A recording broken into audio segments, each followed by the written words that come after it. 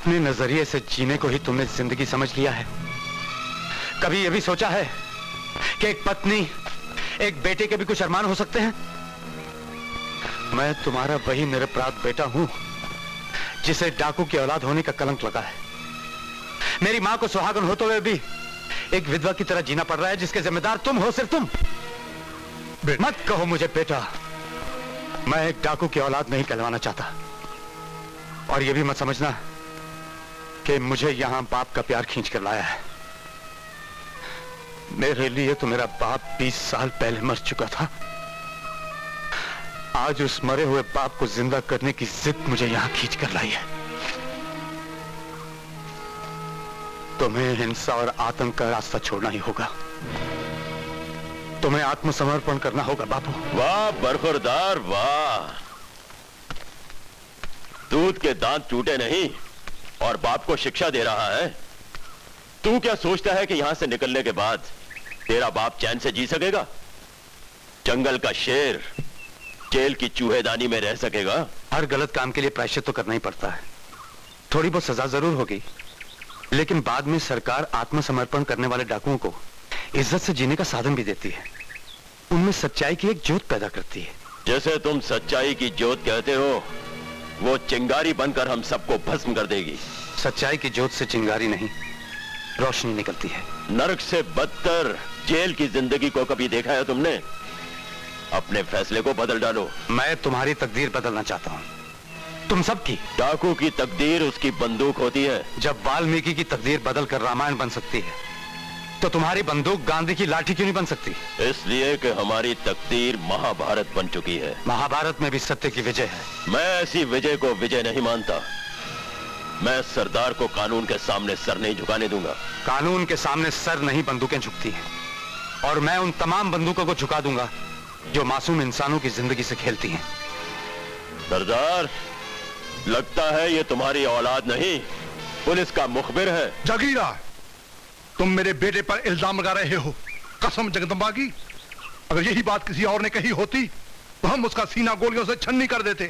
ओह, तो बेटे का प्यार यहां तक उमड़ आया। सरदार, ये मत भूल कि बंदूक मेरे पास भी है। जागीरा। नहीं बापू, नहीं।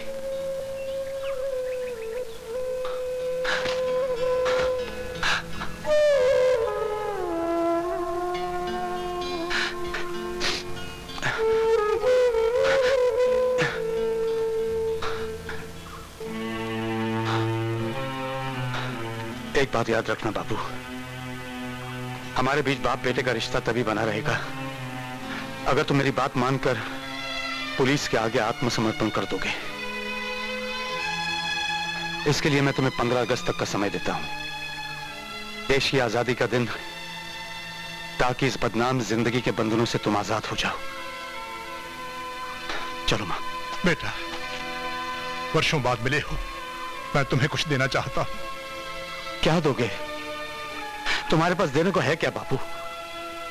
लोगों का लूटा हुआ माल और उसमें लिपटी हुई सैकड़ों बदनसीबों की बद्दुआएं, गरीबों की आहें, विधवाओं के आंसू? नहीं नहीं, मुझे तुमसे कुछ नहीं चाहिए, कुछ नहीं। चलो मां।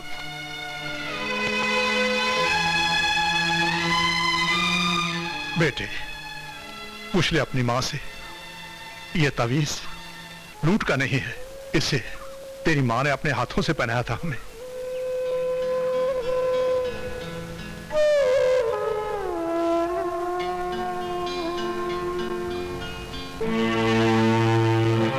बेटे, ये तेरे बाप के प्यार की निशानी है, इसे हमेशा अपने पास रखना।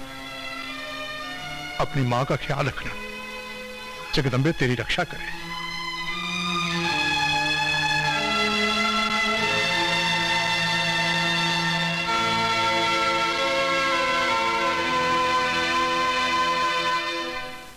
ए मुस्क, मेरी भव बाधा हरो या फिर कुछ ऐसा उपाय करो जिससे गोपाल की मामी की आज भूख ही मर जाए। ऐ मेरे इष्ट देवता, कोई ऐसा वाहन उपलब्ध करो जो खाना पहुंचा दे उस तक। हे मुस्क, हे देवता, मुझ पर असीम कृपा होगी भगवंत। जय मुस्क देवता की जय हो मुस्क देवता जय। मामा, ओ मामा, मैं जा रहा हूँ। आ गया। आ गया? हाँ। अरे आज 2 घंटे हो गए, तो मैं जा रहा हूँ। मेरे टिफिन का वाहन आ गया रे। टिफिन का वाहन? ओ, यानी कि टिफिन लेके मामी के पास मैं जाऊंगा। हाँ? और आप सुपरमैन देखने जाएंगे? मैं अभी जाके मामी को बोलता हूँ। अरे बेटे तुम समझे नहीं। देखना एक दिन ऐसा भी आएगा जब बैंक का मैनेजर मैं हूँगा और तुम्हारी मामी चूहिया बनकर मेरे लिए टिफिन लाया करेगी। अरे तो मामा मेरा भोजन कौन बनाएगा? अरे ऐश करोगे बच्चू, ऐश करोगे। हाँ मेरे राज में। फिलहाल एक काम करो, ये टिफिन जाकर अपनी प्यारी मामी को दे आओ। बैंक खो के जाना पड़ेगा। मेरे प्यारे बच्चे जाओ। गया। अब आएगा मजा। सम्राट टॉकीज में सुपरमैन देखेगा। अरे रोटी का डब्बा तो यहीं रह गया। अरे जल्दी कर मांगीलाल मेवाड़ी, वरना सुपरमैन की जगह कहीं हंटर वाली ना देखना पड़ जाए। अरे अरे पगड़ी पहन वरना सर पे एक बाल नहीं रहेगा। तो पहनना ही भूल गया। ओहो, हे भगवान, हे मुस्कुराज, मुझे गोपाल की मामी के प्रकोप से बचाना। आज मेरी लाज रख लेना भगवान। अरे मर गया। अरे ये तो डब्बा है। पकड़ी, अरे डब्बा भूल गया। पकड़ी डब्बा। अरे जल्दी कर वरना हमारी घरवाली मन मार डालेगी। अरे बच गया आज तो बाल। अरे चल हटा ये धमाका, लगता है नया आया है। चल हट।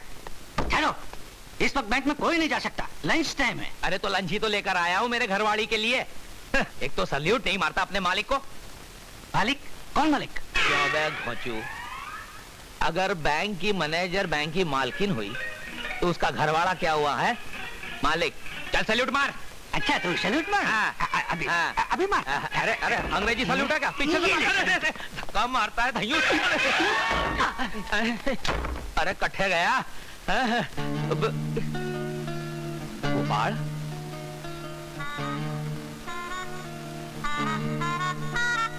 अरे भगवान ये क्या? अरे मारी चूक की सजा तने मड़ गई। अरे रोटी का डब्बा तो मैं भूल आया था, तूने दीवार पर चिपका दिया। और फिर वैसे भी अपना गोपाल कोई बच्चा तो नहीं है। चल ए, पगड़ी। हाँ? हाथ ऊपर। चलो इसमें जल्दी। अरे मारी देवी जी।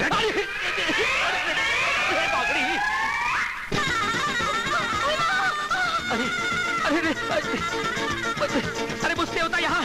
अरे संभालो, कोई पाव मत रखना। अरे बचाओ। अरे मुझसे होता मेरे।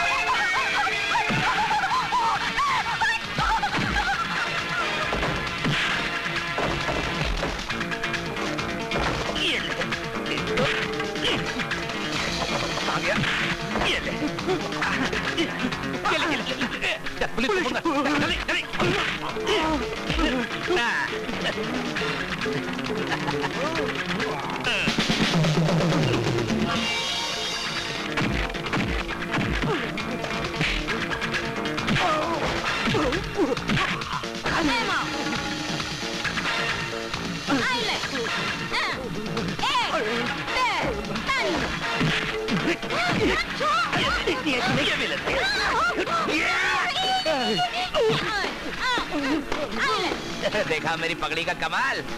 हाँ मेरे मांगीलाल मेवाड़ी, इसीलिए तो मैंने पगड़ी कहाँ गई? पगड़ी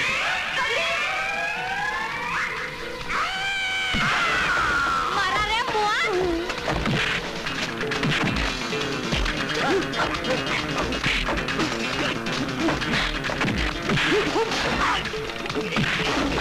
अरे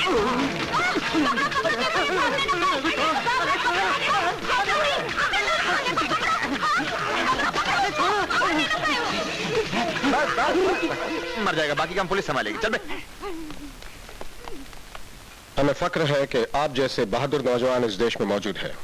आज आपने वो कारनामा कर दिखाया है जो कानून की तारीख में सुनहरे हरफों में लिखा जाएगा। Thank you sir. दरअसल सर मैंने तो वो किया है जो किसी भी सच्चे नागरिक को करना चाहिए। ये तो हमारा फर्ज है। गुड। आप जैसे नागरिकों की इस देश को आज सख्त जरूरत है। बाय द वे, आप करते क्या हैं? सर वैसे तो मैंने अभी अभी मेरा मतलब है कि मैं आप ही के नक्शे कदम पर चलने की कोशिश में हूँ। अच्छा, वेरी गुड।